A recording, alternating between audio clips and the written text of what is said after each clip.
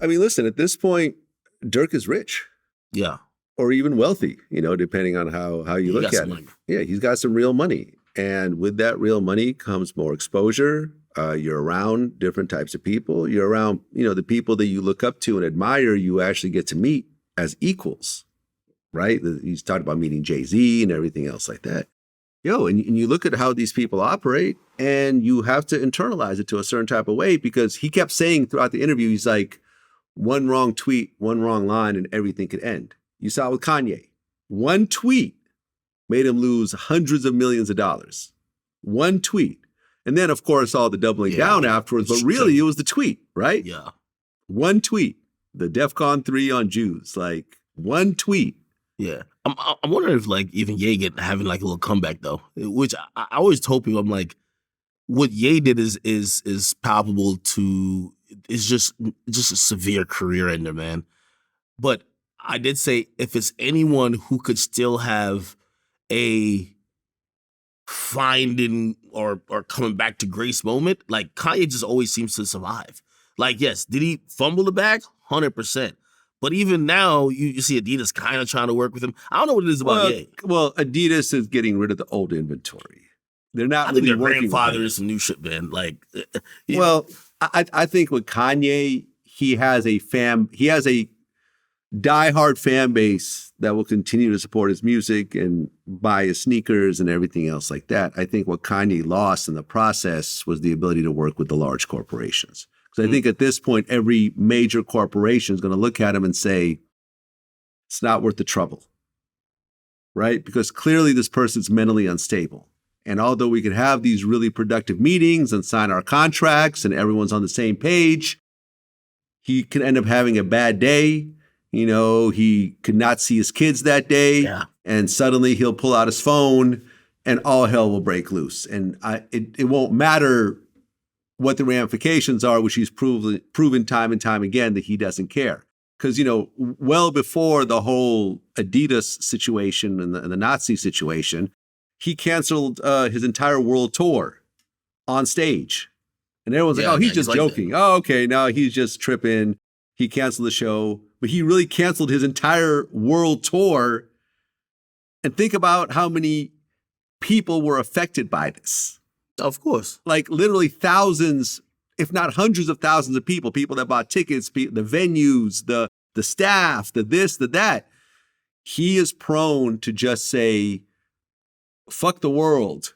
I'm going to burn it all down because I'm feeling emotional today. But that's why I tell people, I have one of my homeboys, right? He been fired from 20 jobs. He always get 21. I'm serious. He always get another job. Right. You get fired once and you gotta, and I don't, it'd be oh, they gotta do a little background check on you. You never get another job because it'd be oh yeah, we fired the guy for stealing from the fucking. Who really does background checks though like that?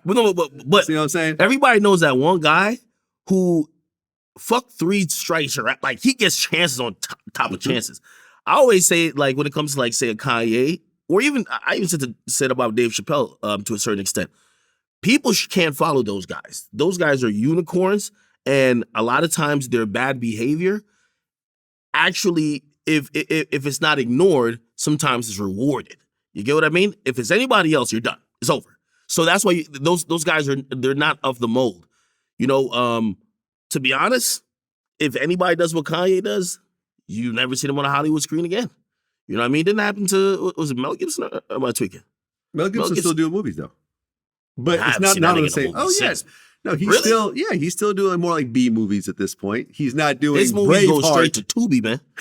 His shit is, that shit right. No, it's not. To, listen, Michael Jai White is a regular guest on my show. He did a movie with Mel Gibson recently, and I told him about all the N-word stuff and whatever. He goes, well, Peacock, man. I ain't gonna lie to you, man. But he goes, well, but he made a point. He goes, well, how many older, because Mel Gibson's in his 60s. He goes, how many older actors are still A-level? I have to challenge you to think of another person in his age peer group, right, whose career did not go down at a certain point with age and everything else.